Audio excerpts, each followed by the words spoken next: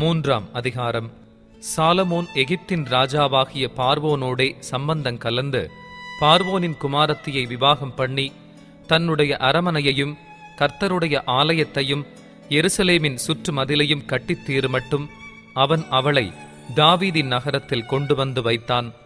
அந்நாட்கள் மட்டும் கர்த்தருடைய நாமத்திற்கு ஒரு ஆலயம் கட்டப்படாதிருந்ததினால் ஜனங்கள் மேடைகளிலே பலியிட்டு வந்தார்கள்.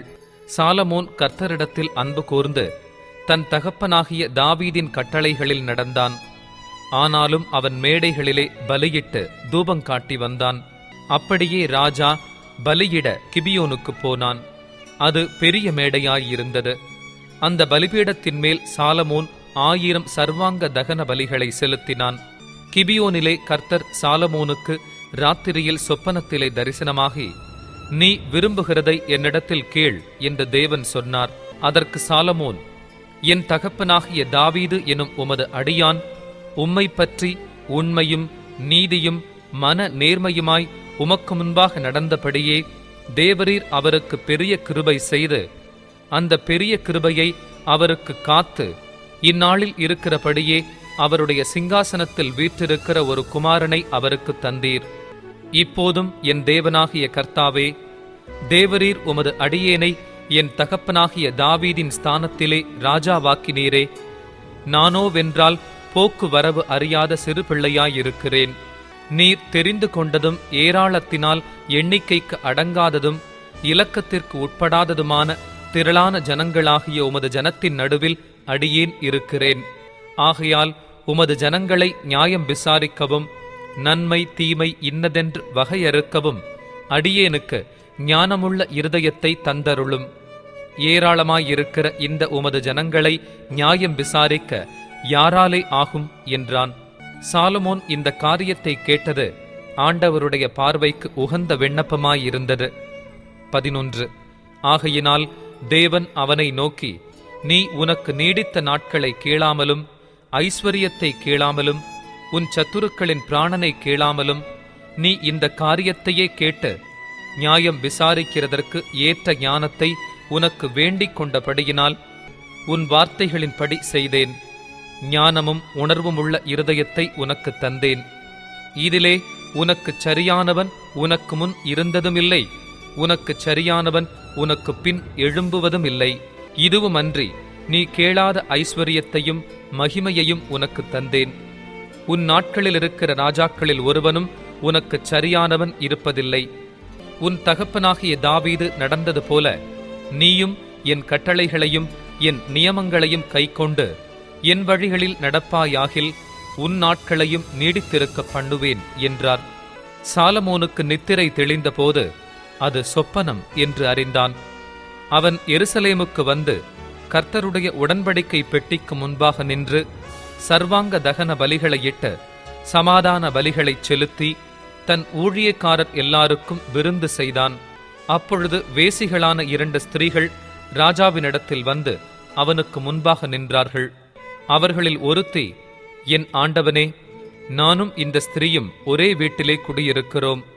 நான் இவளோடே வீட்டிலிருக்கையில் ஆண் பிள்ளை பெற்றேன். நான் பிள்ளை பெற்ற 3ஆம் நாளிலே இந்த ஸ்திரீயும் ஆண் பிள்ளை பெற்றாள். நாங்கள் ஒருமித்திருந்தோம். எங்கள் இருவரையும் தவிர வீட்டுக்குள்ளே வேறொருவரும் இல்லை. ராத்திரி தூக்கத்திலே இந்த ஸ்திரீ தன் பிள்ளையின் மேல் புரண்டு படுத்ததினால் அது செத்துப் போயிற்று. அப்பொழுது உமது அடியாள் நித்திரை பண்ணுகையில் இவள் நடுஜாமத்தில் எழுந்து என் பக்கத்திலே கிடக்கிற என் பிள்ளையை எடுத்து தன் மார்பிலை கிடத்திக் கொண்டு செத்த தன் பிள்ளையை எடுத்து என் மார்பிலை கிடத்திவிட்டாள். என் பிள்ளைக்கு பால் கொடுக்க காலமே நான் எழுந்திருந்த போது அது செத்து கிடந்தது. பொழுது விடிந்த பின் நான் அதை உற்று பார்க்கும் போது அது நான் பெற்ற பிள்ளை அல்லவென்று கண்டேன் என்றாள். அதற்கு மற்ற ஸ்திரீ, அப்படியல்ல, உயிரோடு இருக்கிறது என் பிள்ளை, செத்தது உன் பிள்ளை என்றாள். இவளோ, இல்லை, செத்தது உன் பிள்ளை, உயிரோடு இருக்கிறது என் பிள்ளை என்றாள். இப்படி ராஜாவுக்கு முன்பாக வாதாடினார்கள். அப்பொழுது ராஜா, உயிரோடு இருக்கிறது என் பிள்ளை, செத்தது உன் பிள்ளை என்று இவள் சொல்லுகிறாள். அப்படியல்ல, செத்தது உன் பிள்ளை, உயிரோடு இருக்கிறது என் பிள்ளை என்று அவள் சொல்லுகிறாள் என்று சொல்லி ஒரு பட்டயத்தை கொண்டு வாருங்கள் என்றான். அவர்கள் ஒரு பட்டயத்தை ராஜாவினிடத்தில் கொண்டு வந்தார்கள். ராஜா, உயிரோடு இருக்கிற பிள்ளையை இரண்டாக பிளந்து பாதியை இவளுக்கும் பாதியை அவளுக்கும் கொடுங்கள் என்றான். அப்பொழுது உயிரோடு இருக்கிற பிள்ளையின் தாய் தன் பிள்ளைக்காக அவள் குடல் துடித்ததினால் ராஜாவை நோக்கி, ஐயோ என் ஆண்டவனே, உயிரோடு இருக்கிற பிள்ளையை கொல்ல வேண்டாம், அதை அவளுக்கே கொடுத்துவிடும் என்றாள். மற்றவள், அது எனக்கும் வேண்டாம் உனக்கும் வேண்டாம், பிளந்து போடுங்கள் என்றாள். அப்பொழுது ராஜா, உயிரோடு இருக்கிற பிள்ளையை கொல்லாமல் அவளுக்கு கொடுத்து விடுங்கள், அவளே அதன் தாய் என்றான். ராஜா தீர்த்த இந்த நியாயத்தை இஸ்ரவேலர் எல்லாரும் கேள்விப்பட்டு, நியாயம் விசாரிக்கிறதற்கு தேவன் அருளின ஞானம் ராஜாவுக்கு உண்டென்று கண்டு அவனுக்கு பயந்தார்கள். 4ஆம் அதிகாரம். ராஜாவாகிய சாலமோன் சமஸ்த இஸ்ரவேலின் மேலும் ராஜாவாயிருந்தான். அவனுக்கு இருந்த பிரபுக்கள், சாதோக்கின் குமாரனாகிய அசரியா பிரதான மந்திரியாயிருந்தான். சீசாவின் குமாரராகிய ஏலிகோரேப்பும் அகியாவும் சம்பிரதிகளாயிருந்தார்கள். அகிலூதின் குமாரன் யோசபாத் மந்திரியாயிருந்தான். யோய்தாவின் குமாரன் பெனாயா படைத்தலைவனும் சாதோக்கும் அபியத்தாரும் ஆசாரியர்களுமாயிருந்தார்கள். நாத்தானின் குமாரன் அசரியா மணியக்காரரின் தலைவனாயிருந்தான். நாத்தானின் குமாரன் சாபூத் ராஜாவின் பிரதானியும் இஷ்டனுமாயிருந்தான். அகீஷார் அரமனை விசாரிப்புக்காரனும் அப்தாவின் குமாரன் அதோனிராம் பகுதி விசாரிப்புக்காரனுமாயிருந்தான். ராஜாவுக்கும் அவன் அரமனைக்கும் வேண்டிய உணவுப் பொருட்களை சேகரிக்கிற 12 மணியக்காரர் சாலமோனுக்கு இஸ்ரவேல் தேசமெங்கும் வைக்கப்பட்டிருந்தார்கள். அவர்கள் மாதத்துக்கு ஒவ்வொருவராக வருஷம் முழுவதும் பராமரித்து வந்தார்கள். அவர்கள் நாமங்களாவன: ஊரின் குமாரன், இவன் எப்பிராயிம் மலை தேசத்தில் இருந்தான். தேக்கேரின் குமாரன், இவன் மாக்காத்சிலும் சால்பீமிலும் பெச்சிமேசிலும் ஏலோன் பெத்தானானிலும் இருந்தான். ஏதேசின் குமாரன், இவன் அருபோத்தில் இருந்தான். சோக்கோவும் எப்பேர் சீமையனைத்தும் இவன் விசாரிப்பில் இருந்தது. அபினதாவின் குமாரன், இவன் தோரின் நாட்டுப்புறம் அனைத்திற்கும் விசாரிப்புக்காரனாயிருந்தான். சாலமோனின் குமாரத்தியாகிய தாபாத் இவனுக்கு மனைவியாயிருந்தாள். அகிலூத்தின் குமாரனாகிய பானா இவன் விசாரிப்பில் தானாக்கும் மெகிதோவும் சர்த்தனாவுக்கு பக்கமாகவும் எஸ்ரேலுக்கு கீழாகவும் பெத்செயான் தொடங்கி ஆபேல் மெக்கல்லா மட்டும் எக்மெயாமுக்கு அப்புறத்து மட்டும் இருக்கிற பெத்செயான் அனைத்தும் இருந்தது. கேபேரின் குமாரன், இவன் கீலேயாத்திலுள்ள ராமோத்தில் இருந்தான். கீலேயாத்திலுள்ள மனாசேயின் குமாரனாகிய யாவேரின் கிராமங்களும் மதில்களும் வெண்கல தாழ்பாள்களும் உள்ள பாசான் தேசத்தினுடைய 60 பெரிய பட்டணங்களுள்ள அர்கோப் சீமையும் இவன் விசாரிப்பில் இருந்தது. இத்தோவின் குமாரன் அகினதாப், இவன் மக்னாயிமில் இருந்தான். அகிமாஸ், இவன் நப்தலியில் இருந்தான். இவன் சாலமோனுக்கு இருந்த ஒரு குமாரத்தியாகிய பஸ்மாத் என்பவளை விவாகம் பண்ணினான். ஊசாயின் குமாரன் பானா, இவன் ஆசேரிலும் ஆலோத்திலும் இருந்தான். பருபாவின் குமாரன் யோசபாத், இவன் இசக்காரில் இருந்தான். ஏலாவின் குமாரன் சீமேயி, இவன் பென்யமீனில் இருந்தான். ஊரியின் குமாரன் கேபேர், இவன் எமோரியரின் ராஜாவாகிய சீகோனுக்கும் பாசானின் ராஜாவாகிய ஓக்குக்கும் இருந்த தேசமாகிய கீலேயா தேசத்தில் இருந்தான். இவன் மாத்திரம் அத்தேசத்தில் அதிபதியாயிருந்தான். யூதாவும் இஸ்ரவேலும் கடற்கரை மணலத்தனை ஏராளமாயிருந்து புசித்து குடித்து மகிழ்ந்து கொண்டிருந்தார்கள். நதி தொடங்கி பெலிஸ்த தேச வழியாய் எகிப்தின் எல்லை மட்டும் இருக்கிற சகல ராஜ்யங்களையும் சாலமோன் ஆண்டு கொண்டிருந்தான். அவர்கள் சாலமோனுக்கு காணிக்கைகளை கொண்டு வந்து அவன் உயிரோடிருந்த நாளெல்லாம் அவனைச் சேவித்தார்கள். நாள் ஒன்றிற்கு சாலமோனுக்கு செல்லும் சாப்பாட்டுச் செலவு 30 மரக்கால் மெல்லிய மாவும் 60 மரக்கால் மாவும். கலைமான்களையும் வெளிமான்களையும் வரையாடுகளையும் கொழுமையான பறவைகளையும் தவிர கொழுக்கப்பட்ட 10 மாடுகளும் மேய்ச்சலிலிருந்து வந்த 20 மாடுகளும் 100 ஆடுகளுமாம். நதிக்கு இப்புறத்தில் இருக்கிற திப்சா முதற்கொண்டு ஆசா மட்டுமுள்ளவை எல்லாவற்றையும் நதிக்கு இப்புறத்திலுள்ள சகல ராஜாக்களையும் ஆண்டு வந்தான். அவனைச் சுற்றி எங்கும் சமாதானமாயிருந்தது. சாலமோனுடைய நாளெல்லாம் தான் துவக்கி பெயர்செபா மட்டும் யூதாவும் இஸ்ரவேலும் அவரவர் தங்கள் தங்கள் திராட்சைச் செடியின் நிழலிலும் தங்கள் தங்கள் அத்திமரத்தின் நிழலிலும் சுகமாய் குடியிருந்தார்கள். சாலமோனுக்கு 4000 ரத குதிரை லாயங்களும் 12000 குதிரை வீரரும் இருந்தார்கள். மேற்சொல்லிய மணியக்காரரில் ஒவ்வொருவரும் தன் தன் மாதத்திலே சாலமோன் ராஜாவுக்கும் ராஜாவின் பந்திக்கு வரும் யாவருக்கும் வேண்டியவைகளை ஒரு குறைவுமின்றி பராமரித்து, குதிரைகளுக்கும் ஒட்டகங்களுக்கும் வேண்டிய வார்கோதுமையையும் வைக்கோலையும் அவரவர் தங்களுக்கு இடப்பட்ட கட்டளையின்படி அவைகள் இருக்கும் ஸ்தலத்திற்கு கொண்டு வருவார்கள். தேவன் சாலமோனுக்கு மிகுதியான ஞானத்தையும் புத்தியையும் கடற்கரை மணலத்தனையான மனோவிருத்தியையும் கொடுத்தார். சகல கிழக்கத்தி புத்திரரின் ஞானத்தையும் எகிப்தியரின் சகல ஞானத்தையும் பார்க்கிலும் சாலமோனின் ஞானம் சிறந்ததாயிருந்தது. அவன் எஸ்ராகியனாகிய ஏத்தானிலும் ஏமான், கல்கோல், தர்த்தா என்னும் மாகோலின் குமாரரிலும் மற்ற எல்லா மனுஷரிலும் ஞானவானாயிருந்தான். சுற்றிலும் இருந்த சகல ஜாதிகளிலும் அவன் கீர்த்தி பிரபலமாயிருந்தது. அவன் 3000 நீதிமொழிகளைச் சொன்னான். அவனுடைய பாட்டுகள் 1005.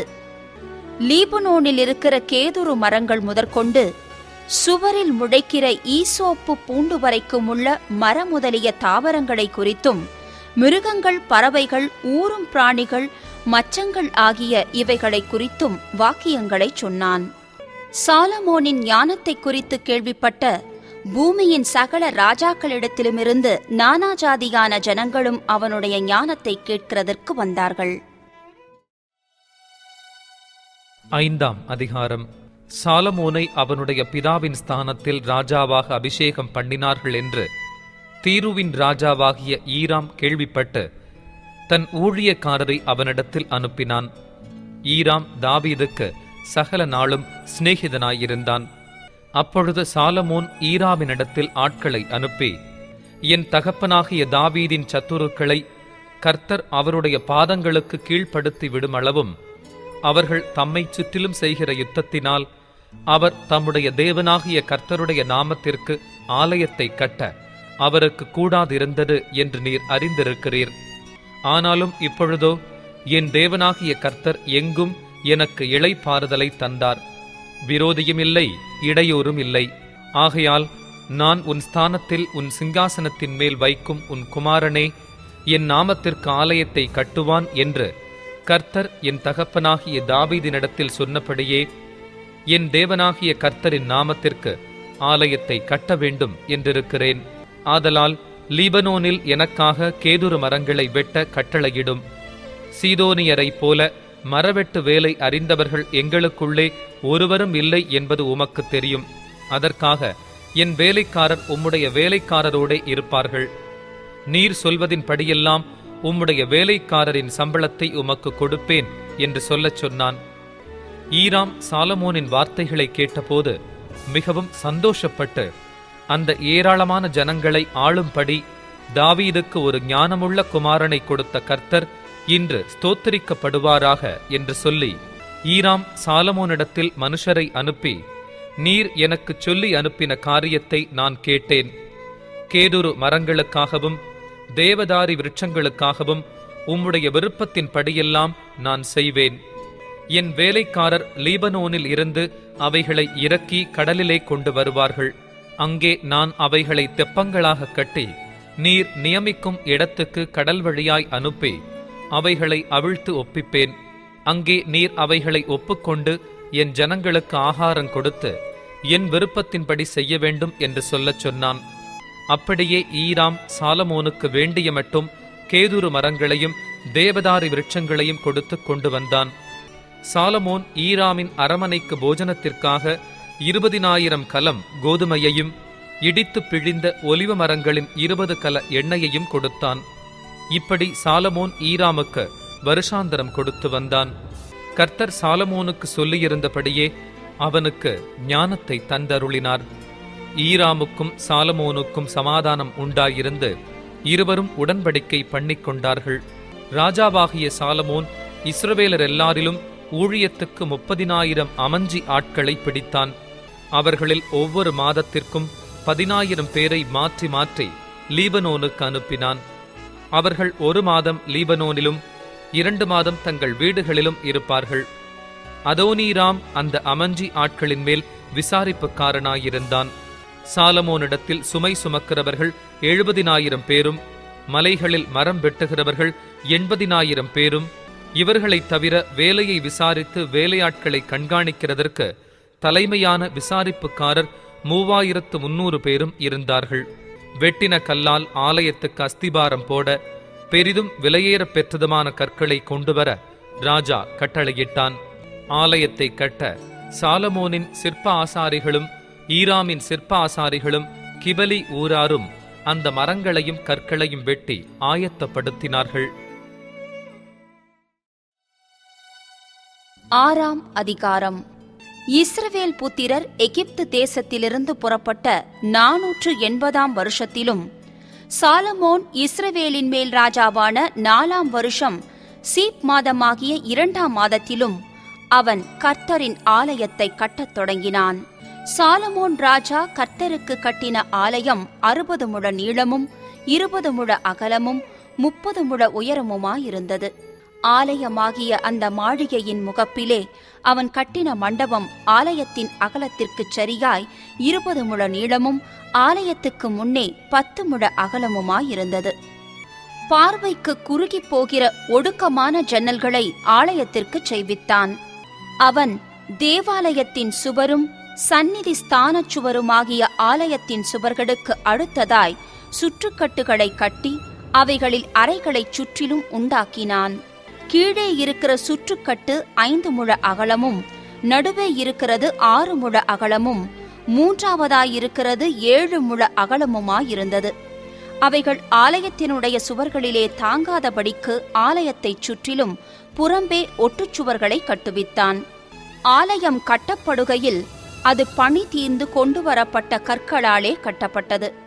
ஆகையால் அது கட்டப்படுகிற போது சுத்திகள், வாட்சிகள் முதலான எந்த இருப்பு ஆயுதங்களின் சத்தமும் அதிலே கேட்கப்படவில்லை.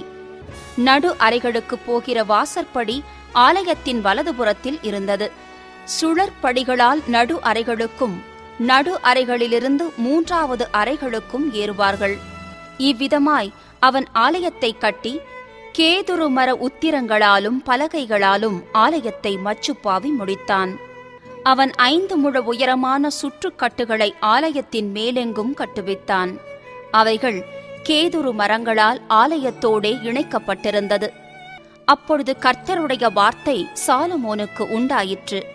அவர், நீ என் கட்டளைகளின்படி நடந்து என் நீதி நியாயங்களை நிறைவேற்றி என் கற்பனைகளின்படியெல்லாம் நடந்து கொள்ளும்படிக்கு அவைகளை கைக்கொண்டால், நீ கட்டுகிற இந்த ஆலயத்தை குறித்து நான் உன் தகப்பனாகிய தாவீதோடே சொன்ன என் வார்த்தையை உன்னிடத்தில் நிறைவேற்றி இஸ்ரவேல் புத்திரர் நடுவிலே வாசம் பண்ணி என் ஜனமாகிய இஸ்ரவேலை கைவிடாதிருப்பேன் என்றார்.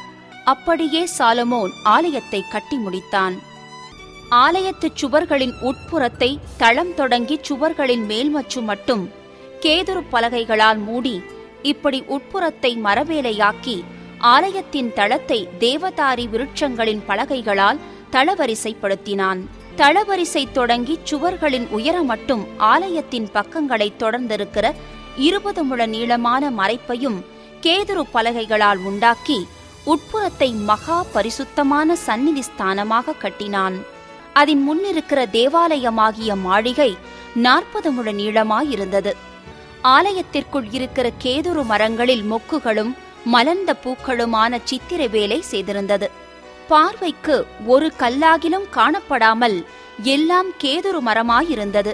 கர்த்தருடைய உடன்படிக்கை பெட்டியை வைக்கிறதற்கு ஆலயத்துக்குள்ளே சந்நிதி ஸ்தானத்தை ஆயத்தப்படுத்தினான். சந்நிதி ஸ்தானம் முன்புறம் மட்டும் 20 முழ நீளமும் 20 முழ அகலமும் 20 முழ உயரமுமாயிருந்தது. அதை பசும் பொன் தகட்டால் மூடினான். கேதுரு மர பலிபீடத்தையும் அப்படியே மூடினான். ஆலயத்தின் உட்புறத்தை சாலமோன் பசும் பொன் தகட்டால் மூடி சந்நிதி ஸ்தானத்தின் மறைப்புக்கும் பொன் சங்கிலிகளை குறுக்கே போட்டு அதை பொன் தகட்டால் மூடினான். இப்படி ஆலயம் முழுவதும் கட்டித் தீரு மட்டும் அவன் ஆலயம் முழுவதையும் பொன் தகட்டால் மூடி சந்நிதி ஸ்தானத்திற்கு முன்பாக இருக்கிற பலிபீடத்தை முழுவதும் பொன் தகட்டால் மூடினான். சந்நிதி ஸ்தானத்தில் ஒலிவ மரங்களால் 2 கேருபீன்களை செய்து வைத்தான். ஒவ்வொன்றும் 10 முழ உயரமாயிருந்தது. கேருபீனுக்கு இருக்கிற ஒரு செட்டை 5 முழமும் கேருபீனின் மற்ற செட்டை 5 முழமுமாய், இப்படி ஒரு செட்டையின் கடைசி முனை தொடங்கி மற்ற செட்டையின் கடைசி முனை மட்டும் 10 முழமாயிருந்தது. மற்ற கேருபீனும் 10 முழமாயிருந்தது. 2 கேருபீன்களும் ஒரே அளவும் ஒரே திட்டமுமாயிருந்தது. ஒரு கேருபீன் 10 முழ உயரமாயிருந்தது. மற்ற கேருபீனும் அப்படியே இருந்தது. அந்த கேருபீன்களை உள் ஆலயத்திலே வைத்தான். கேருபீன்களின் செட்டைகள் விரித்திருந்ததினால் ஒரு கேருபீனின் செட்டை ஒரு பக்கத்து சுவரிலும் மற்ற கேருபீனின் செட்டை மறுபக்கத்து சுவரிலும் தொடத்தக்கதாயிருந்தது. ஆலயத்தின் நடுமையத்தில் அவைகளின் செட்டைகள் ஒன்றோடொன்று தொடத்தக்கதாயிருந்தது. அந்த கேருபீன்களை பொன் தகட்டால் மூடினான்.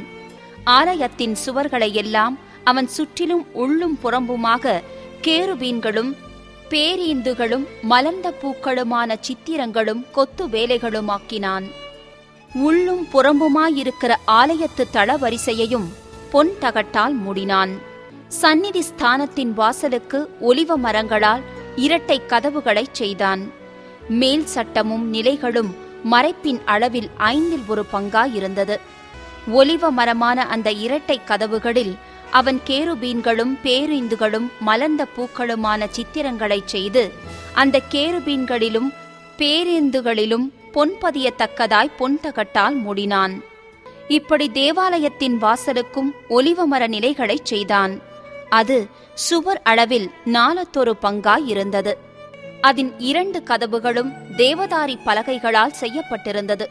ஒரு கதவுக்கு 2 மடிப்பு பலகைகளும் மற்ற கதவுக்கு 2 மடிப்பு பலகைகளும் இருந்தது. அவைகளில் கேருபீன்களும் பேரீந்துகளும் மலர்ந்த பூக்களுமான சித்திர வேலையைச் செய்து சித்திரங்களுக்குச் சரியாக செய்யப்பட்ட பொன் தகட்டால் அவைகளை மூடினான். அவன் உட்பிரகாரத்தை 3 வரிசை வெட்டின கற்களாலும் 1 வரிசை கேதுரு பலகைகளாலும் கட்டினான்.